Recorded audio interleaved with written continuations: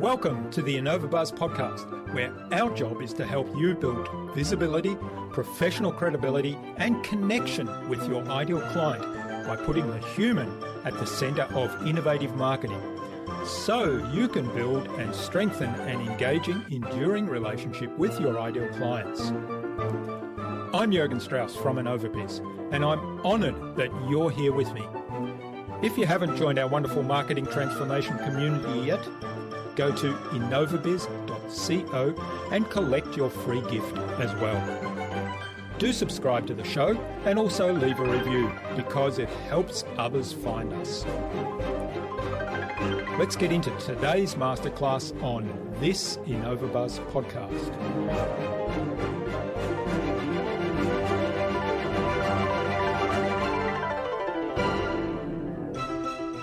I think it's having the courage to go for deep truths, the courage of probing, the courage of admitting them to yourself, and the courage of reflecting them back to the people that you're serving.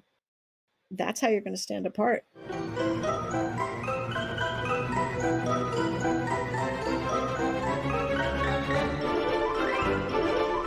Welcome back. I hope you've had an awesome week so far. If you haven't yet listened to my recent conversations with Jonathan Green of Serve No Master and psychologist and executive coach Richard Austin, then do check them out, but only after you've listened to today's conversation, of course. I'm really excited today to have on the InnovaBuzz podcast as my guest Rebeca Arbona of BrandTrue, a firm dedicated to brand strategy with a focus on new brand creation and naming. Rebeca lives to help brands communicate the truths at their core so they can leap from tall buildings and crush their villains. She's always been a word geek and, as a kid, read the dictionary for fun. But she somehow ended up with a career in brand strategy. So when Rebeca realised that naming combines her love of words with her talent for brand strategy, it was like a radioactive spider bite that unleashed her superpower. She's now a strategic namer and a new brand creator, crafting breakthrough names and distinctive brands that help her clients' businesses fly. In our discussion today, Rebeca talked to me about the 3 levels of truth: surface truth, social truth, and self-truth. We talked about the importance of niching down your service and your client. And she shared with us information about alignment of brand with strategy and with the entire customer journey. Without further ado, then let's fly into the hive and get the buzz from Rebeca Arbona.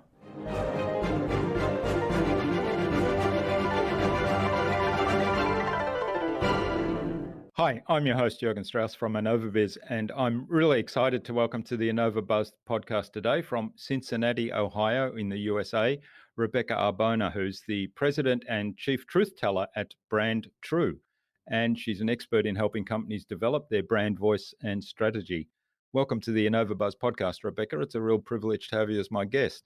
I feel equally privileged. Thank you so much for inviting me on. Kevin Perlmutter, who was our guest on episode 280 of the InnovaBuzz podcast, introduced us and suggested that we have a conversation with you. So a big hello to Kevin. Likewise, I was very grateful that he did that. He and I worked together at Interbrand many years ago, and he's a great guy. Yeah. And he's very prolific on my LinkedIn feed in commenting on the various episodes. So thanks for that, Kevin. Big shout out.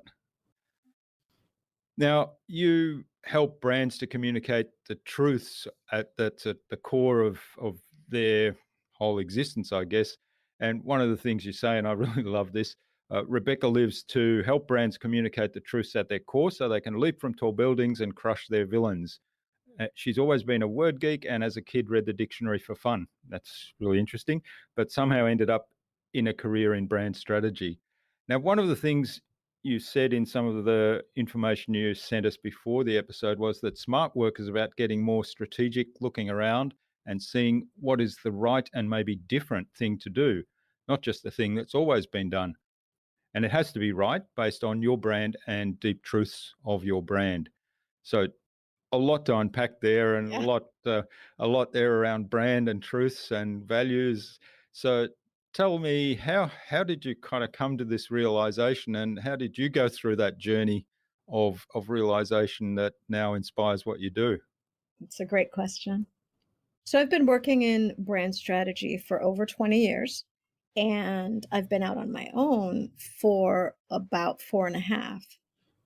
But about a year and a half ago, after I'd been doing it for a while, I changed my company's name to BrandTrue because, well, I had always wanted that name, but I was struck more and more and more that what got me really excited about doing brand strategy work was not just there's this sort of hollow sense of it sometimes of creating these models and moving things along in shapes and all these complicated things where you get into um, debates about the brand essence versus the brand truth versus the brand I don't know what, and is it an equity pyramid or is it a brand on a page, like all this process stuff I felt was getting in the way of truth, the truths that would allow brands to connect deeply and meaningfully with their audiences.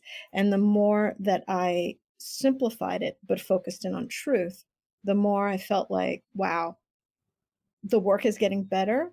And also, what I do that might be different from my competitors is getting simpler and simpler to communicate.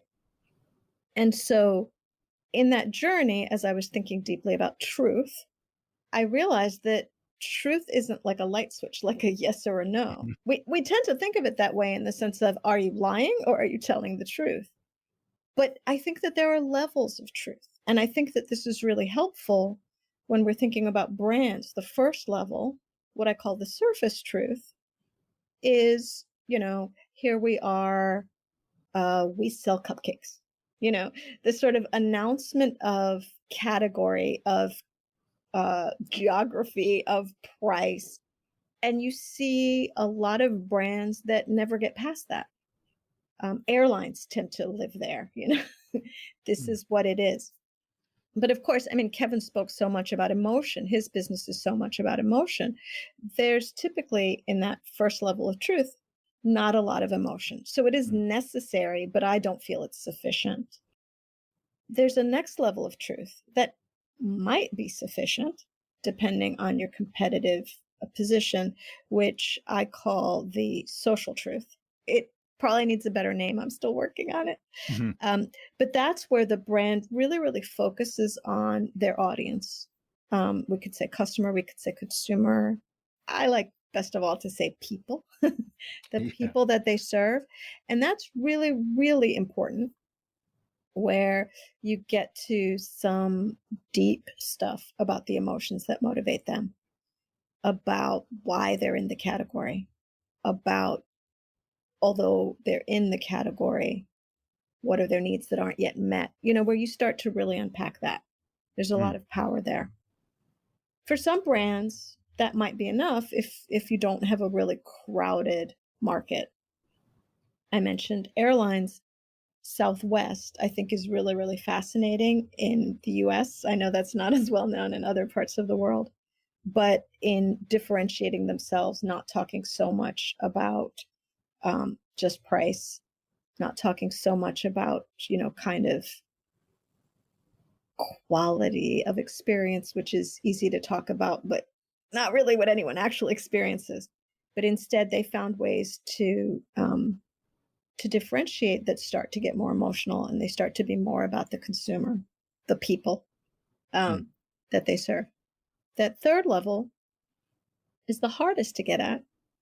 It's the place that requires a lot of courage from a brand. And I call that the self truth, meaning if the second truth is about those people, this is about the brand itself. This is about why. This is about heritage. This is about a different approach, a different philosophy. So this is where you start to go really, really deep. And this is where, in my work, it can be hard for brands to start to talk about this. And yet, when they do, um, there's a lot of power there. I'm trying to think of examples that I can share. This is really, really proprietary stuff to talk about a brand where they are in these places. But I'll say that um, that when you get to some of these deep truths, oh, I thought of an example. When you get to some of these deep truths, they are not necessarily things that you say back to the people, but they are things that you understand and leverage them. So, a very general but very powerful example, I've worked with lots and lots and lots of clients over the years that serve mothers, right? All kinds of brands where the target is a mom. And there's a truth. Just about anyone serving this audience will tell you that if they do any kind of deep psychological work, that as much as moms want to be the best mom they can be, a super deep motivator, perhaps the deepest motivator, is appearing to be a good mom. Not being a good mom, but appearing to be a good mom. Now, this is a deep truth that if you were to say it back, that's disaster. Yeah. I call it poking them in the eye. If you say to them, well, we know what you really care about is looking like a great mom, that's like, you poked me. No, I never said that. Even though with certain kinds of research where you're really getting to deep motivations, they might have said it, but they'll deny it. But if you know it, you think about how you present things visually, maybe some admiring moms looking on. Yeah. Maybe some words of support, right? If you know it, you can leverage it. That's deep truth. The passion that you bring to your brand, we had to be this microbrewery because we wanted to lift up our community and we had this recipe, this vision. When you start to get to that deep stuff, that's when, especially in a crowded category, I understand who they are. I understand why they're different. I understand why they're for me. That's fascinating. That it's triggering a whole lot of thoughts in my mind. It mirrors very much the first couple of stages that we do in our marketing journey, which is really starting with a lot of self-awareness, why you're in business, why you're doing what you do, why you're in business, what drives you, and then who it is you serve, and then getting really clear on the people you serve around. And we do things called empathy mapping to build an empathetic and emotional connection. So I never really thought of it as branding, but this is what you're describing right now. Absolutely. Yeah. I've got a question for you, and this is a challenge with a client that I'm doing some of this work right now, and we're going through the why thing, and I was thinking I've got to do this 6 or 7 why exercise now. And I said, well, why are you in business? Because I'm good at what I do. Okay, well, but why do you want to actually share that information with your audience? Because I'm driven to share it. And so I'm thinking it's all surface level. And I did say to her, I said, if it doesn't bring a tear to your eye, we haven't got to the why yet. Mm-hmm. How do you approach that sort of situation? Yeah, I mean that's a tough one, right? I would go back in time with her. You said it's a woman. I would go back in time. You're an intelligent, talented person. You're very good at this because you invested time in being good at this, but you could have chosen many things to be good at. Why did you go down this path? Why were you born to do this and not something else that with your gifts you could have done? I would try that. And I would try getting her not so much to comment and analyze, but to relive moments.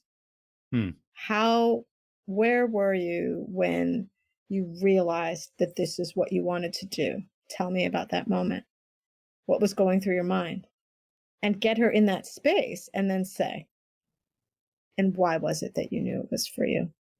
Because you're engaging her rational mind and she's a little bit defensive, a little bit guarded maybe, which is understandable. The interaction with you is business world. And emotion and business world, we are often taught shouldn't be mixing. You and I both think they should, but that's really hard to overcome. Yeah. That's right. Well, I looked at what I'd written down on my form, and I thought, oh God, I haven't gone deep enough on this. So I need to do the exercise on myself.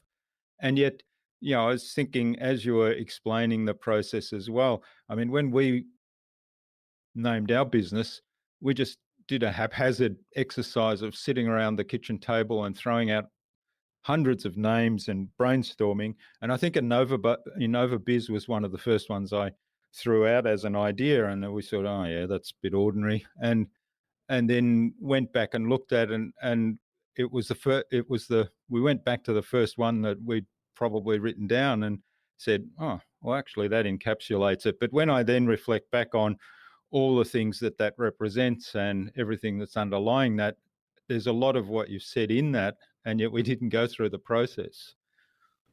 So is that just luck or happen chance, or is there something unconscious going on? I think it was unconscious because you didn't go through the process, but you circled back around to it.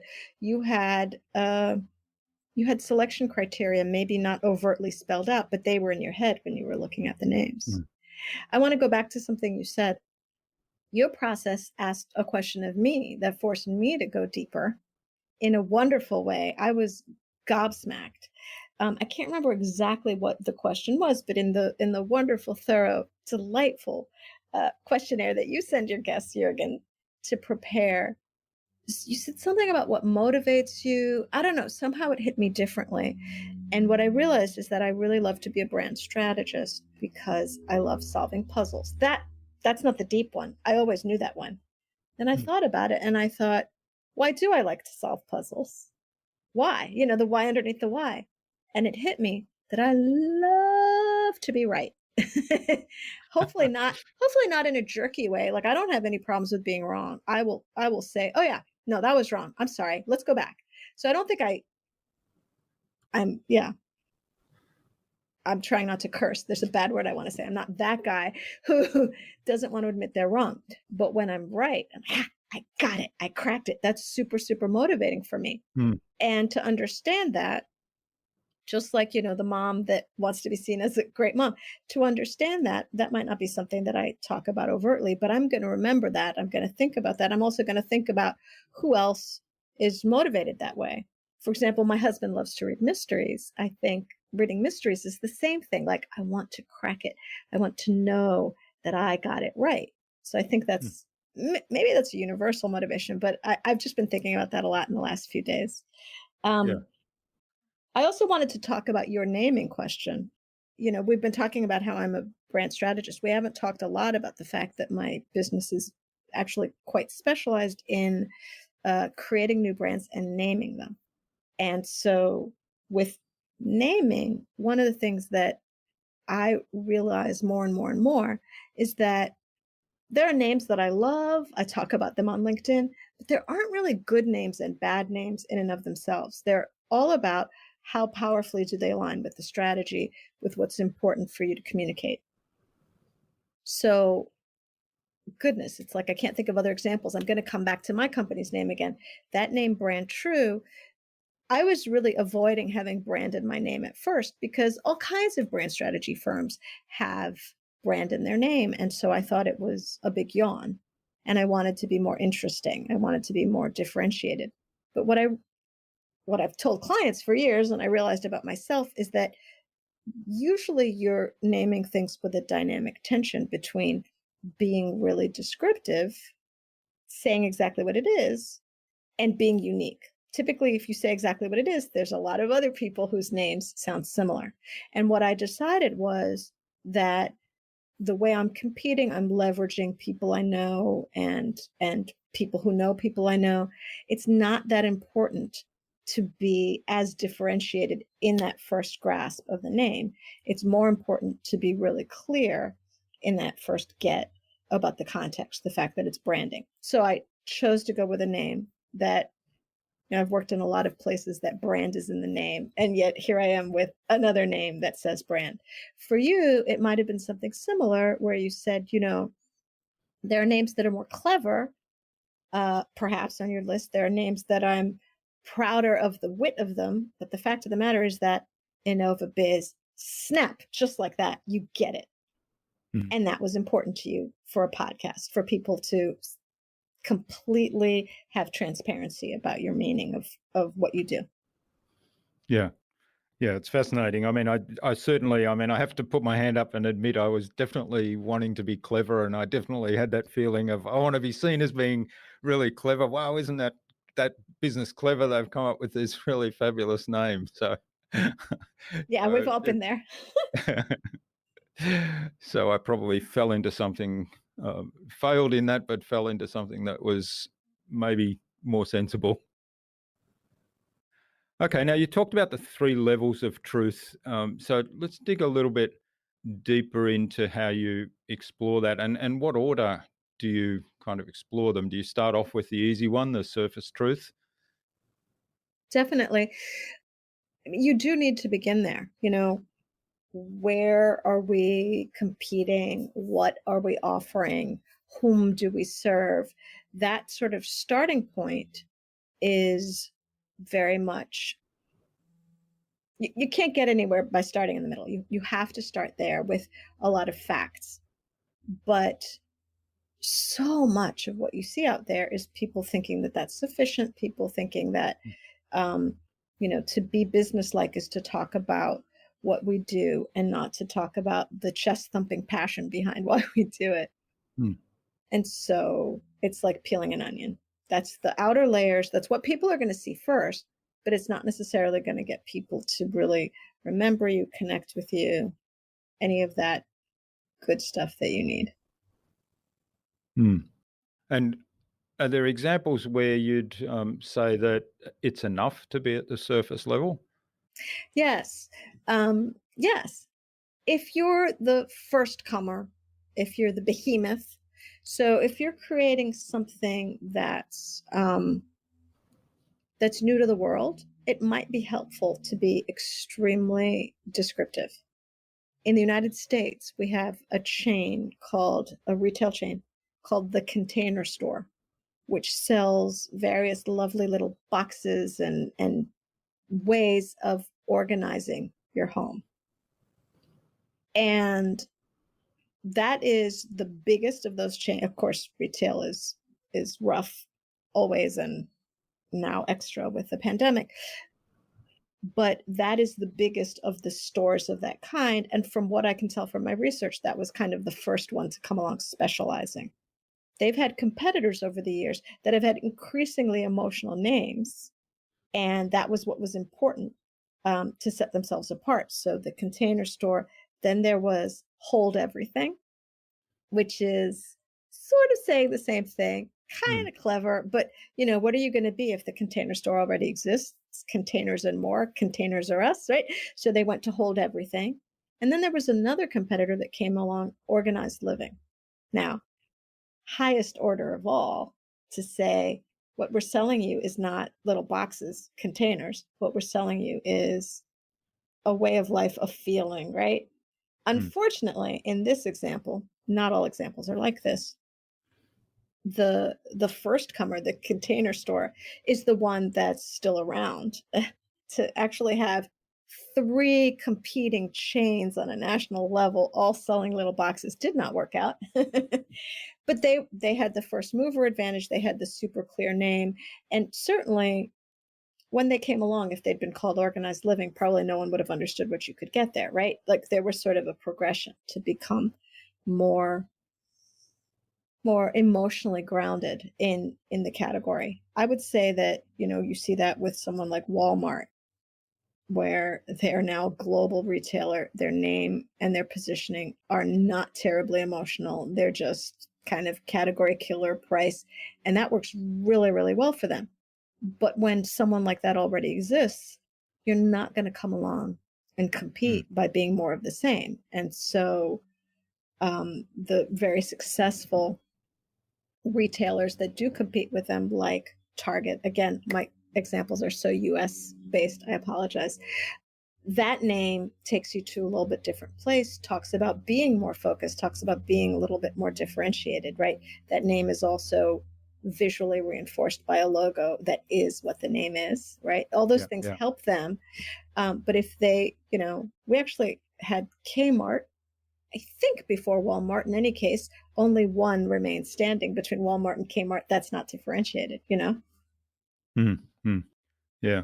It's interesting because I was thinking we do have a container store here. In fact, I've been in there and purchased stuff from it, and the idea of organized living kind of, to me, says something slightly different. Even if, I got a catalog, organized living, with all the different containers, I might be tempted to go in then. uh, but it kind of suggests that, if I'm looking to just go in and dabble around, leave me alone, I'll find the ideal container for me, which is sort of what I did with the container store. Sometimes I'd find this spot or have these knickknacks lying around and think I need something really specific to put those in, but it's something completely different. So I'd go to the container store and there'd be all these different containers there. You could wander around at your leisure, and inevitably I'd find something oh, that'll do the trick. But I didn't want anybody come and talk to me and try and sell me organized living, which is kind of what you think from that name, that there's somebody going to tell you, that there's an advisory service that goes with it almost. Right. I mean, I'm not sure everyone would go there, but that's where you went in your mind. That Mm, is the danger when you make the container larger and you can put more emotion in it. You can also put more interpretation in it. So it's not to say that very specific, very kind of first level truth sorts of names or sorts of marketing messages are bad, but they are just typically not that differentiating. So for the container store, if they still had a lot of competitions very specifically in their realm, they could be paying off a little bit more emotional positioning with, say, the other things that they do after the name, because the name can't do it all. mm, mm. So what are some of the typical mistakes people make when they go about branding, or picking a name for their brand, or for a product? I mean, this applies to an individual product within a business as well, doesn't it? Sure. I mean, I think that the very first thing with naming, the first mistake is to fall in love with a name. So in our naming process, we do not give our clients a name.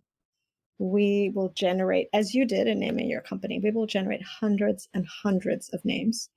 And then we will typically will have some very clear selection criteria agreed on with the client, very, very strategic.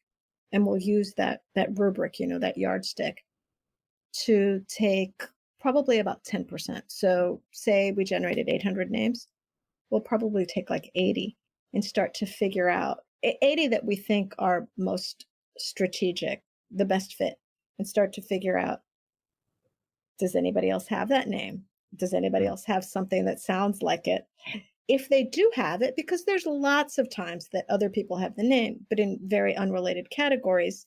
So do they have it in a different enough category that it's still okay? Is it unsavory? If it's a children's product and there's something that's, alcohol with a similar name, it doesn't really matter that it's quite different. It's not good, right? So going through all that process, we will Google it, but we will also check on Amazon, because sometimes someone's selling something under that name and it doesn't show up elsewhere.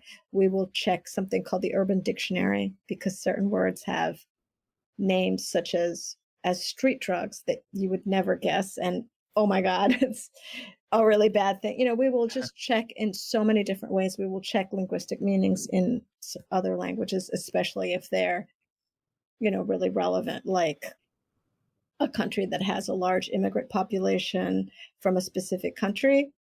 We'd better check how that mm. name comes across. Yes, I was Does it just going mean to ask poo? about different languages, because I've got a story that I'm not sure I can share it here, actually, because it is an R-rated Right. show, but it was a really bad naming of a product, and we had to wonder why, when we did presentations on that product in some countries, why we'd be laughed at, why people were laughing. I said, "This is Right. serious, it's not." Right.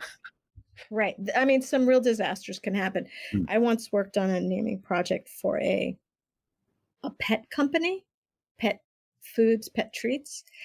And there was a real focus on love, and they were hoping for a name around love. And so all of the names we were generating around love, when we started looking at them, it was really like triple X rated. The things we were finding, we were like, I wish I could not know what I just learned. It was just horrible. But imagine if we hadn't done that work Mm. before we presented them to the client. So you asked about the biggest mistake. Okay. So we will take that, say 10% of the list that we think they're strong, and we'll start going through, we'll go through. But we don't do that to find the name that we recommend. We do that to find the 15, 20, 25 names that we present. And then we'll work with the client to say, hey, what are the 5 or 6 names that you like the most? What are the 5 or 6 names that you feel, yes, I could live with this? And then you take it to the lawyers and you see what Mm. clears. And in large part because of all the vetting that we've done, when they take it to the lawyers to see if it clears, there should be, out of those 5 or 6, 2 or 3 easily that clear.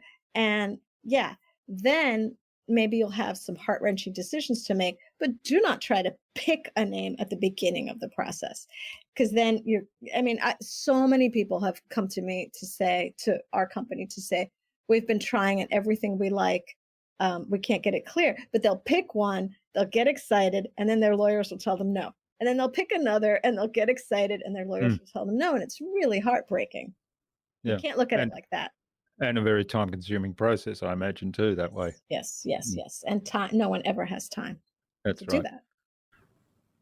Okay, now with one of the things, brand equity is a really big thing, and I know you consider that in your process with thinking about longer term also, and the time frame around that, and then how do you do underneath a brand name? How do you bring new products in? How do you innovate around that? How do you, for example, in today's day and age where a lot of businesses are pivoting because they've been doing a lot of their work in person, and now they need to pivot to online or to a different business model so that they can still survive through this social isolation period.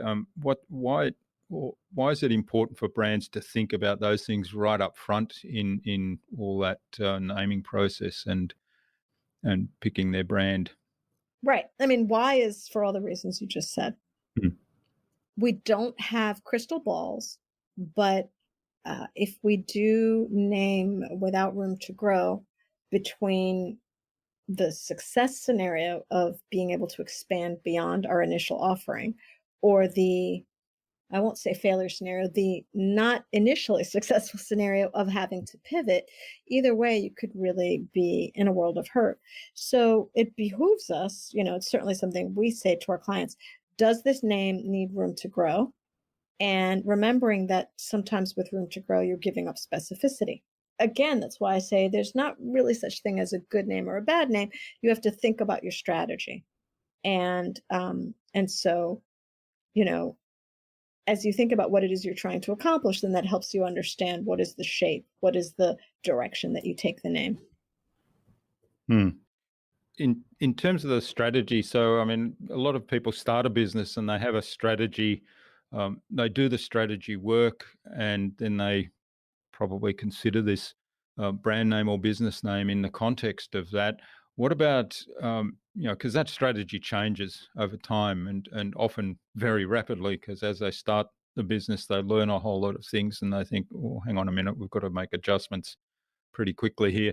And the other scenario, of course, is adding new products or services. So what's your take on adapting to that and then perhaps adding new products or services and how they fit into the brand? Do you name each new product or service for its own, like the consumer model, for example, where let's take Nike and each of their shoes has its own name, each model has its own name, or do you do it different?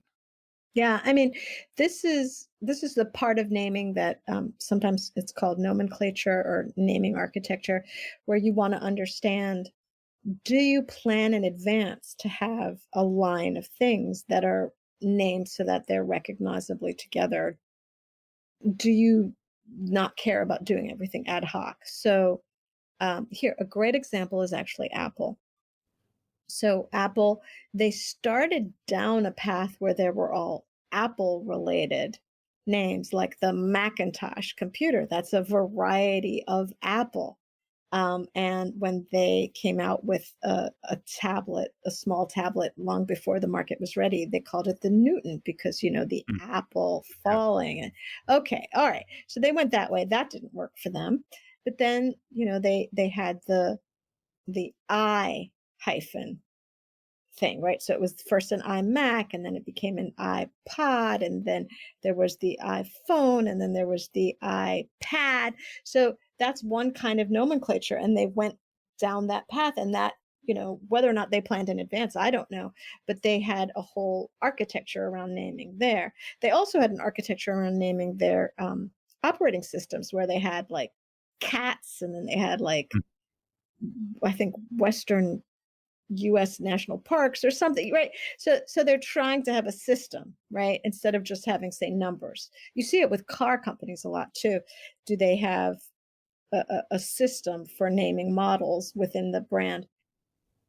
All this to say that it's not, there's not one answer, right? But what's the most helpful thing to do is to try and take a moment to think about, hey, suppose we're wildly successful and we're expanding. Do we want to pick a name, an approach, right, that would give us that room? Or are we just going to say, you know what? We don't see that. We don't have time. Okay. And then you figure it out later. And there's great stories of, success without having thought about it in advance, and great stories of thought about it in advance. You had a system and it didn't really matter. It's not that there's one answer. Generally speaking, strategy and planning and having room to grow is going to be helpful. But as much as I'm a strategist, I'm not going to pretend that that's the only thing driving success. Hmm. There's still, did the people buy? Yeah, that's right. And your second level and third level of truth is all about emotionally connecting with yourself and allowing that emotional connection then to grow with your future customers, with other people who might be helped by your product or service, which is, I think that's at the core of good marketing as well. Yeah, absolutely. And I know that your listeners are very much in the innovation space. One of the things that we've done a lot of work with our clients over the years is not only innovating in a kind of if if we build it, they will come sort of way, but also thinking about, does this innovation fit with this brand? Or is this a fabulous idea that we have to pursue outside of this brand because the equities don't translate? And and that's another place where it's not just like yes and no, black and white answers. There's also taking a look and saying, you know what? This innovation can live in this brand, but we have to do these other innovations first. We have to broaden the shoulders of the brand. The brand can't sustain that yet. And so as we think about this brand, we understand that, we can we can go from this chewy candy um to chewing gum, and then we can do something else, but we can't do something else until we've done the chewing gum. Like, what are the steps to get there? What is that progression? Mm. That time horizon is not always thought of in innovation. People just sort of say, can the brand support it or can it not? Well, brands grow organically over time. Their innovations create room for further innovations by expanding the understanding of what the brand can be. And so to think about that time horizon can be super, super powerful. Yeah, that's fascinating. Um, and of course, that means that you have to be really longer term about your planning and have some sort of containers around what direction are you going to take products or services in. Yes, or have the discipline of saying, we want to make this now. This doesn't fit under the brand. The easy way is to make it a line extension, but it's going to have more success not as a Right. line Mm. extension. And, do we have the resources to do that? Hey, do we license it to someone else if we don't? Because we want that hit of revenue now. Like, those are the sorts of disciplined, courageous decisions that I think, brand driven decisions that I think are a part of innovation that sometimes get forgotten. We tend Mm. to think of innovation simply as the idea, but the brand home for the idea is a really, really important part of commercializing innovation. Yeah, so the brand and the brand values become part of the strategy, don't they? So what? Absolutely. Um, so I mean, you talk about self-truth and social truth, and I'm guessing that that uncovers values. But what's the importance of being really clear on the personal values of the people in the business and the business values, and then living those values as part of the brand? Because I think that helps inform those decisions, doesn't it? Absolutely. Absolutely. Um, what is the importance? Thank you. It's a gimme question. It's important. What I would say, though, that I think in terms of mistakes people make is that I think people kind of like first level truth the values. They say what we value is honesty, integrity, value for money. And it's Mm, like, oh, come on now. That's like, you know, you're not telling a lie, so it's a truth. Okay, it's a truth. Okay, it's a value. But what are the values that are beyond the, we don't suck values? What mm, are the values that are differentiating you and that are driving you? If you think, value for money is unique in your category and the way that you show up in the category, then I want to hear about that. But if it's just like, yeah, that's right. We have a good product for a fair price and everyone else does too. That's mm, not your value. So that sort of thinking of, come on now, let's do that work and dig down deep. I think it applies to values as well. What's differentiating here? What's really real? Go down, go down, go down, go down some more. mm. Yeah, keep asking why, right? Yeah, yeah. Yeah, I think the question I had on the form that you answered, the wanting to be right to, was what drives you. And it's interesting because it's such a simple question on the surface, but if you really think about it, so yeah, okay. Yeah, I mean, it's a great example of it. Of I had one answer, which I didn't even put down, but there was one answer. What drives me is to, help my clients make their brands as strong as possible. Sure, check. Okay, Mm, yeah. And then underneath that was, solving the puzzle. All right, but how are we going to make, these things line up? And how are we going to really talk to some consumers and get some deep answers out of them and figure out how the brand connects? Okay, we're getting somewhere with that. But then I was like, no, no. But what really drives me is when I do that and I go, oh, we got the answer. Yes, mm, we solved the puzzle. Yes, I was right. That's when I really had to admit maybe I'm a jerk, but that's what drives me. I want to be right. yeah. Um, that's kind of what I mean when I say that sometimes these deeper truths, they are a little bit more uncomfortable or they take a little bit of courage to get into. I once did a project. So much of what I do, I have to think, can I talk about it?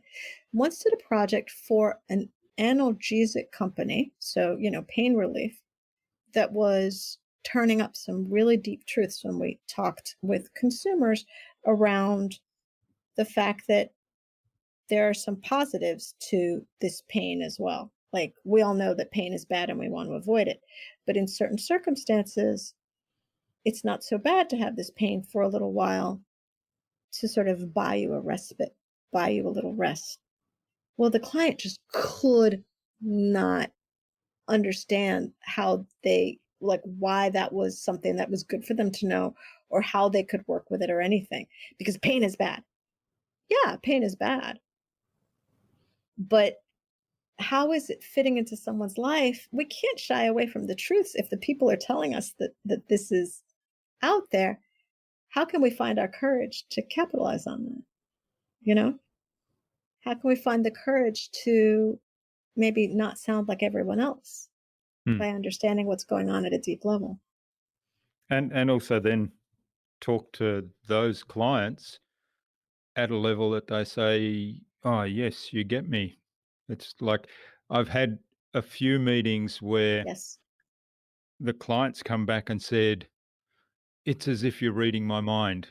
And when they say that, I've had it probably about 3 times now, and when they say that, That's great. I've nailed it. That's like my I was right moment.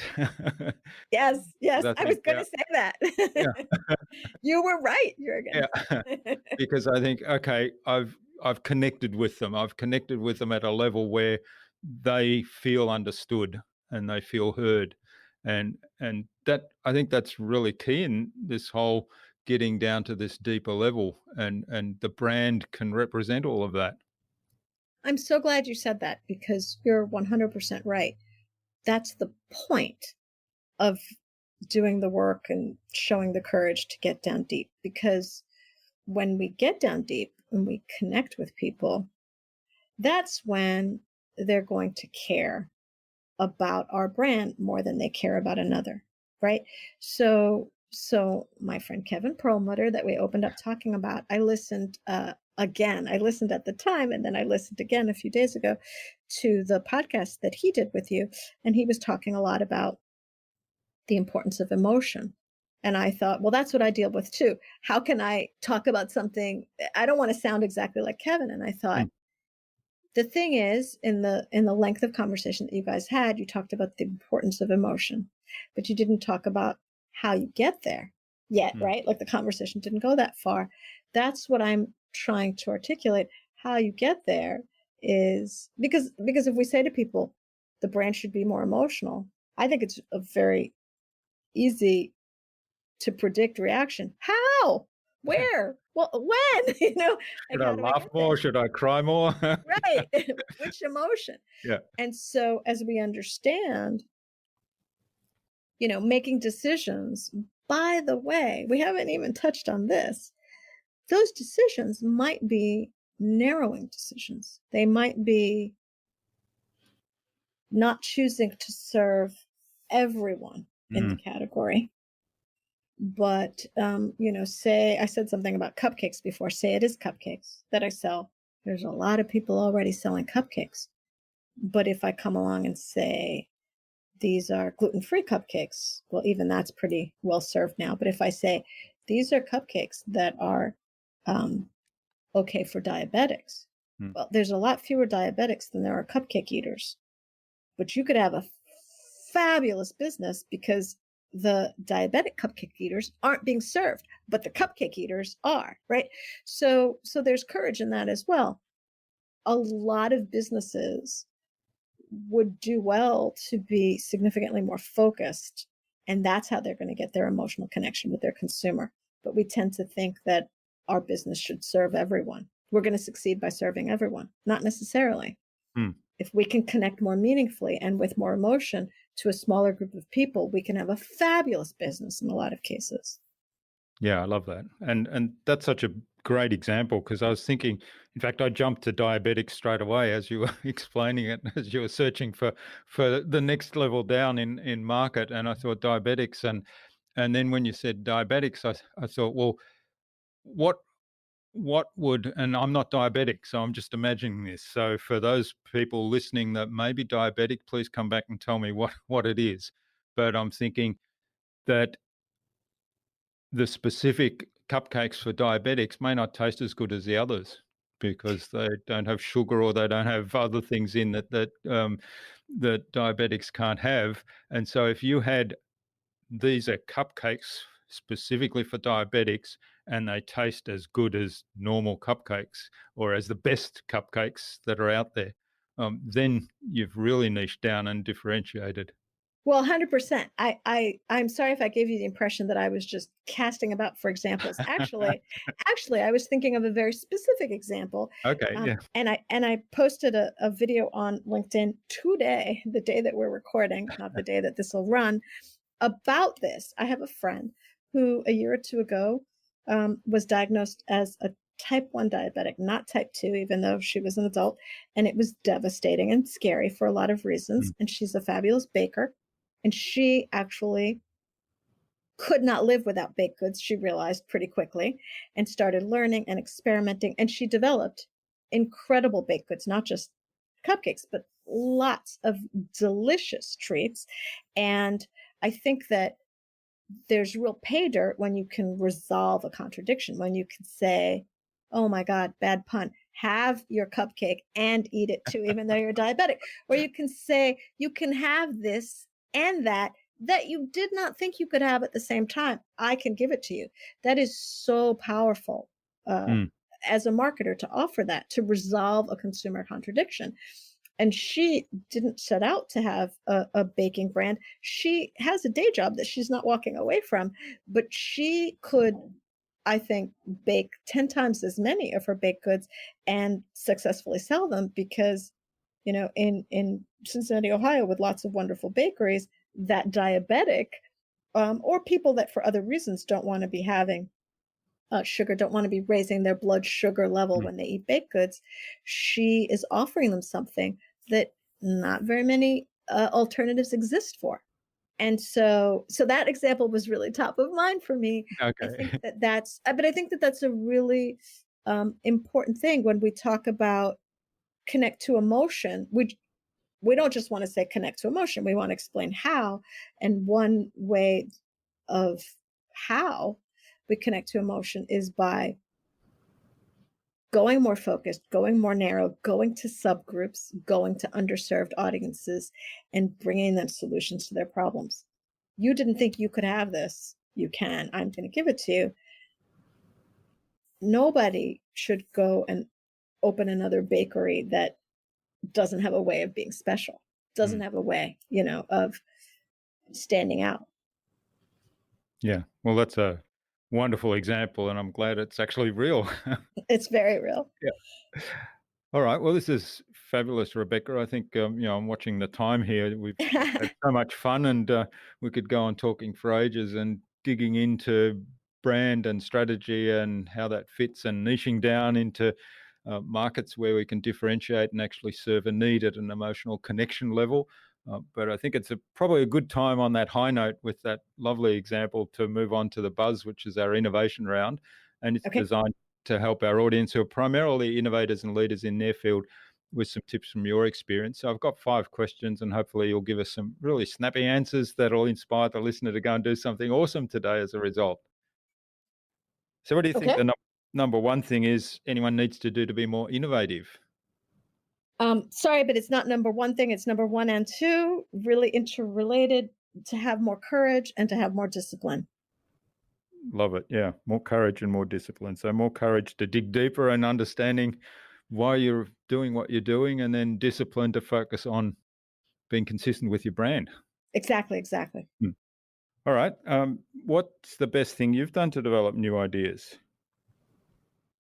I think that I'm going to sound like a broken record, but really understanding brand fundamentals, if it's developing ideas in the context of an existing brand, and in either case, whether or not there's a brand, really understanding that quantity breeds quality. Just you're not going to be choiceful and strategic and really think and be careful and avoid making mistakes and get anywhere. It's got to be idea, idea, idea, idea. Just quantity of ideas will lead to more success in coming up with great ideas. Just get out as many as you can. Mm, yeah, I love it. And having done that at the beginning of my business, I think, even though I said that InnovaBuzz was perhaps one of the first ones, I think the fact that we came out with so many different ideas kind of highlighted that one as the one we decided was best at the time. 100%. And I know you want a lightning round, but I just want to add, and then that discipline that I talked about in the previous question, that comes in evaluating the ideas. But, if you're saying to develop new ideas, what's the best thing? Develop tons, more than you think you need. Keep going until your eyes are bleeding. That's the best way to come up with great ideas. Great. All right. Do you have a favorite resource you use most often, apart from the Um, dictionary that you've read? Well, I mean, when I was thinking about this, I think you asked earlier a favorite tool or system for innovation or improving productivity. I had a secret weapon of mine that I wanted to share with your listeners, which is the Full Focus Planner. It's a planner that I know is sold outside of the U.S. too. It's a little bit of a productivity guru, and I'm not deep into his thoughts overall, but his planner is fabulous. It's how I organize myself. It's pretty wonky, pretty disciplined, but you're setting your goals at the beginning of each quarter. You're looking at them constantly. You're setting 3 things for the day. It's uh, I don't want to sound like an infomercial. I don't have any connection to that company, but this thing, I've been using it for about a year and a half. This thing has helped me accomplish so much. Mm. That system. Yeah, I think I've come across the full focus planner. I just don't remember exactly what it looks like. Is it similar to Franklin Covey used to put out planning systems where you started off with values and then set goals, long-term, short-term goals, and then you broke those down into tasks and then you put those in the calendar and you kind of journaled the day. So all of that was part of it. Yes, but I had that kind of training too 20 years back. And Mm. to me, that system was too involved. Like, I don't have time to sit down and plan my system to then live my system. Um, I think there's lots of fabulous planners out there, and you have to find the one that's the fit for you and your style and maybe the time you have available. And probably the full focus planner is too much focus for some people, and maybe not enough focus for a Franklin Covey person. But for me, Mm. it's a real nice sweet spot of forcing me to think about things that I maybe without that structure wouldn't go revisit my goals as much as often, wouldn't have so much clarity. Hmm.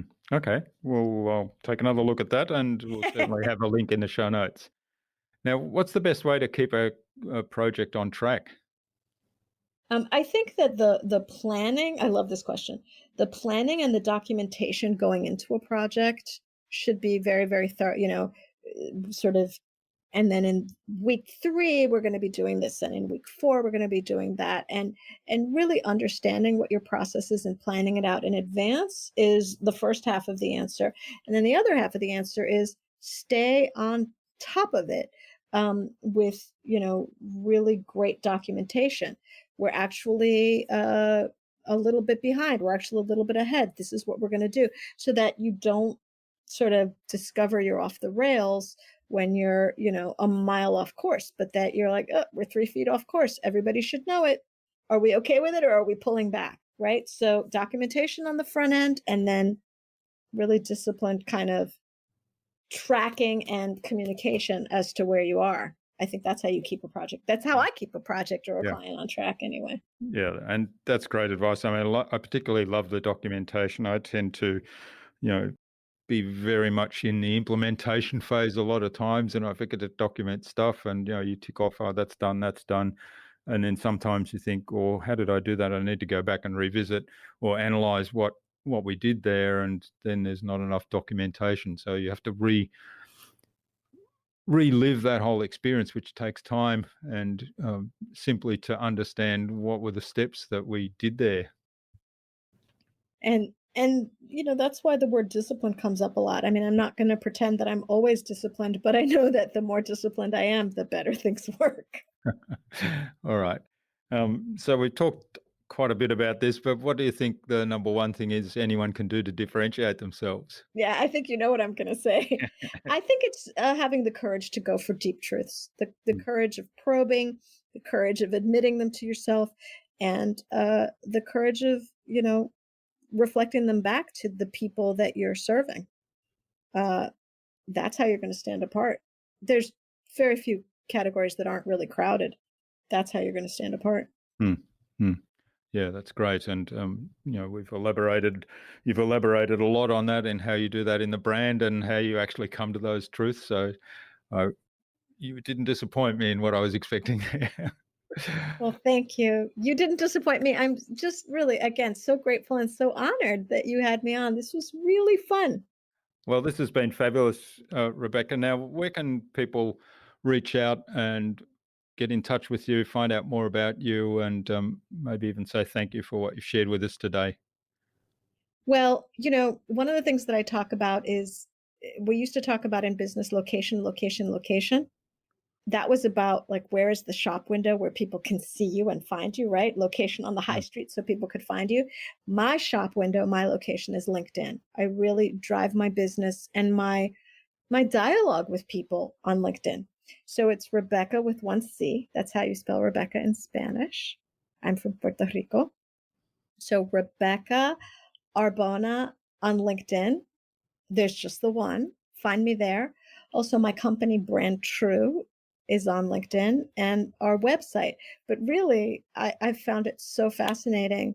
The website is kind of a check the box sort of thing for my business. It's really LinkedIn where people find me, where I find people, where we're going to engage, and where I'm sharing lots and lots of content that, hopefully your listeners will find it engaging, enjoyable. A lot of people give me really great feedback about the stuff I share. So check me out there.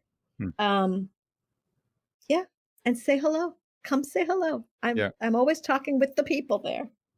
Yeah, I'm finding LinkedIn, it's interesting because a lot of people are saying there's a lot of spam on LinkedIn too, but I'm finding I'm pulled right out of Facebook, and LinkedIn is the place where you can actually have those conversations where you can engage with people and start to build relationships. And I'm stripping things out of my website all the time. I'm sort of going more and more minimalist. I figure, you stress so much over what can I put on this page, and I've got to have a service page, and I've got to outline everything I do to build credibility. And I'm pulling it all back. Of course, I've got the podcast, so there's heaps of content comes from the podcast, but I figured, the building of the relationships, that's so much better on LinkedIn.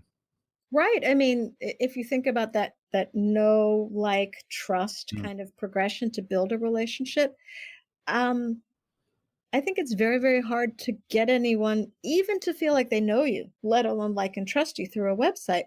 But in a medium like LinkedIn, where, here's what I think, here's what I look like because I post videos, here's me answering your question if you ask me one, we're going to get a relationship. We're going to get further on that know, like, trust continuum and much more quickly. So for me, it's absolutely the centerpiece of my business. Now, before we started recording, we were kind of brainstorming an idea that I had in terms of setting up a masterclass with my podcast guests where my podcast listeners would have exclusive access to that masterclass and they could learn something that was in the guest's expertise. And you had a suggestion for that. So explain to us what you think you could add value in that 1 hour masterclass. Yeah, I mean, we've been talking about it a lot in this discussion, and I also do share a lot of content around it. But I was envisioning a strategy of naming brands masterclass. I do a lot of teaching. I've taught a whole course at a local university on branding. I do a lot of teaching seminars to business accelerators, that kind of thing, here in Cincinnati. So teaching is something I'm really comfortable with. Really, I love doing it, and I've had some good feedback on it. And so when you offered that up, I thought, oh my gosh, I don't have a content around the real strategy of naming brands. I don't have like an hour-long piece of content around it. It would be super fun to put something like that together. And I think it would be helpful because, short of hiring someone to name something, which is a very involved and expensive endeavor, how could I share it out to people? I could share around what I think are the strategic considerations they should keep in mind. Great. Well, if you're interested in participating in a masterclass like that with Rebeca on the strategy of naming a brand, and it might be naming a business, it might be naming a product within that business, or maybe you've got a training program like Rebeca talked about, and maybe there's a naming strategy for that to actually get it resonating with your ideal client, then leave us a review on the podcast and comment in either the blog post corresponding to this podcast, or you can go onto LinkedIn because there'll be posts on LinkedIn linking back to this podcast. And just let us know that you're interested in Rebeca's offer, and we'll keep you in the loop as to when we run that masterclass. That would be great. I love it. Thank you for that, Jürgen. I think that could be a lot of fun. All right. Now, what parting advice would you like to leave the listeners today with, Rebeca? Oh my goodness. I've been bending your ear, and I guess theirs, on so much. I don't feel like there's anything that I've left unsaid that I wanted to get out. So for me, I guess one of the highlights is just have the courage to go deeper, because it really informs a lot of brand strategy as well as a whole lot of other things like we were talking about niching. Yeah, okay, so of course I did think of something as you were saying that. I'm just always struck more and more and more by the fact that business branding of any kind, any scope or scale, and personal branding, the principles are all the same. So I guess I would just like to close that in everything we've been saying, digging down for those truths, if you're thinking about, I often get the question, but how does that relate to personal branding? So preemptively, I will say it's all the same. It's, truth is how you're going to differentiate and stand apart for yourself, just as much as for your, consultancy or your, I don't know what, supermarket chain or specialty bakery or whatever it is. Yeah, wonderful. All right. Well, thanks, Rebecca. Now, finally, who else should I get on this podcast and have a conversation with? I love that you ask people that, and I gave it a lot of thought. I know so many wonderful people that I was sort of like, and then I realized the perfect person would be Eva Lutz. She's the principal and co-founder of a company called InnoG, kind of like InnovaBuzz, Inno, INNO, and then a capital G. They're a boutique strategy, design, and innovation consultancy, also here in Cincinnati. Eva and I started our careers both in the toy industry, and she's a designer, I was a marketer, but come around to now doing similar work. I have so much respect for who she is and so just the smart work she's doing. I think she would be a really interesting guest for you, really talking about design thinking and coming at innovation from that perspective. Wonderful. Well, we'll get an introduction to Eva from you and look forward to having her on the show. So thanks so much for sharing your time and your insights so generously with us today, and all the process around digging deeper into why we do what we do and how that impacts on our branding. With us today, Rebecca, I've really enjoyed this. It's been fun chatting with you, and please do keep in touch. Oh my goodness, I certainly will. Thank you so much, Jürgen, and listeners, dig down deep. Dig down deep. Thanks.